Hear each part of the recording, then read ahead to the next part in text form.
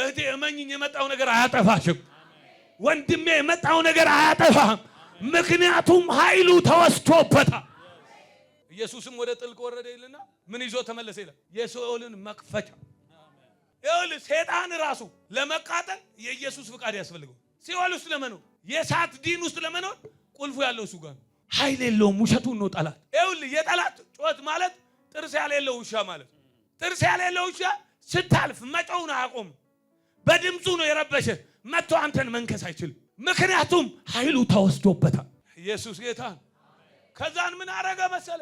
እና አለ ኃይሉ ሁሉ ያንተ ነው። ደሞ አለ እኔ ሊቋቋሙኝ ይችላሉ፣ አንተን ግን የሚቋቋም የለም። ምክንያቱ ይላል እኔ ውስን ነኝ፣ አንተ ግን ውስን አይደለም። እኔ ውስን ነኝ። ሰፈሬን ያቁታል፣ ካምፔን ያቁታል፣ ህዝቤን ያቁታል፣ ሀገሬን ያቁታል፣ ሊከቡኝ ይችላል። አንተ ግን ውስን አይደለም፣ ሊደርሱብህ አትችልም። አንተ ማትደረስ ሉዓላዊ ነህ። ስለዚህ ኃይሉ ሁሉ ያንተ ነው።